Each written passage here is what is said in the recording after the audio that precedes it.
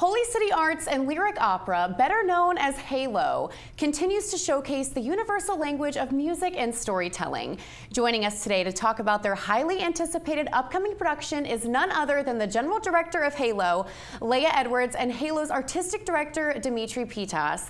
Thank you so much for joining us today. Thanks for having us. Of course. And Dimitri, I'll start with you. So what is the name of this opera? The name of the opera is As One. Okay.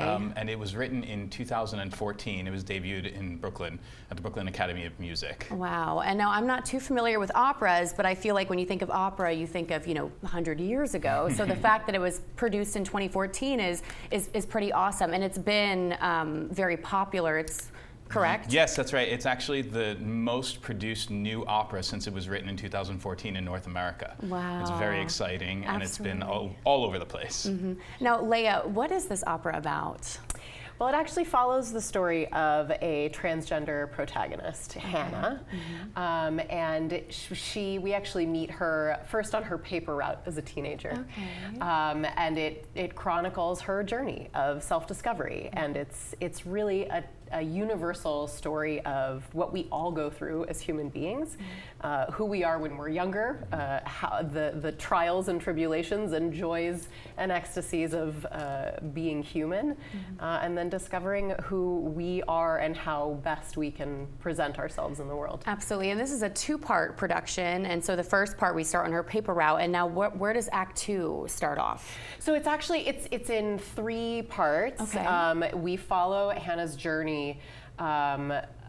It's just a 2-person show, so we have the mezzo and the baritone continue to share the journey as the discovery occurs. And so the first part is Hannah as a teenager. The second part is Hannah as sort of considering her transition as a college student in San Francisco. And then the third part is when she goes to Norway. Wow. So this is, of course, a coming-of-age story, like you said, transgender protagonist. What are some societal issues that are raised in this opera production? Well, I mean, this is, of course, a very timely one. Absolutely. There is a lot of discrimination and violence being taken against transgender, our transgender community and the LGBT community in general. And it's really important to have a very positive story. A lot of opera, the heroine, jumps off a bridge or gets stabbed by the tenor. And this is not only a special amplification of a trans voice, but it is a really special operatic story where the heroine lives. Yeah, it's also, I think, interesting to mention that when we meet Hannah as a 15-year-old, she's a 15-year-old and she's nerdy and gawky in all of those ways that teenagers can be. So it is about finding yourself and finding your place in life and finding happiness. But it's also kind of funny and comical at times. I've laughed as many times as I have cried in the show and watching it in 75 minutes. It's really wonderful. And so this is premiering June 22nd through the 25th at Queen Street Playhouse, and I'll get into all the details in a little bit, but you guys have an event coming up on Tuesday where we could meet some pretty substantial people. Dimitri, can you tell me a little bit more about that? Yeah, sure. So it's not very often that you get to meet the composer of an opera that has entered what I would consider the standard operatic repertoire. And so we not only have the composer, but we have the co-librettists with us as well.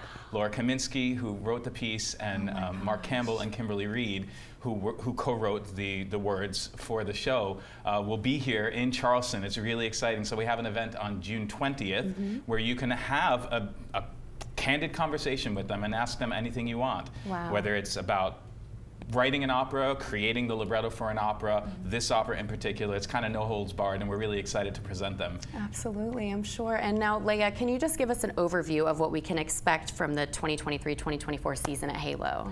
Yes, it's very big and very exciting. Our season runs September to May. Okay. So what we've had the opportunity to experiment with before, we had one big season of large-scale productions, and then this season was more focused on our intimate conversation concerts. And next season is a big combination of both.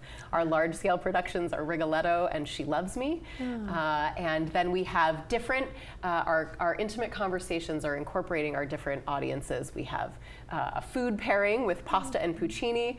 We have our traditions of our holiday concert and our opera night at the Joe. Wow. We have a world premiere with Marcus Amaker, which we're very excited about. It's going to be a big season of wonderful music. Something for everyone, absolutely. Absolutely. And now we can find out more information and purchase tickets at holycityarts.org. Yes. That's Wonderful. I will put that down below for everybody. Dimitri, Leah, thank you so much, and I'm so excited for this season. Thank you. Look forward to seeing you at the show. Absolutely.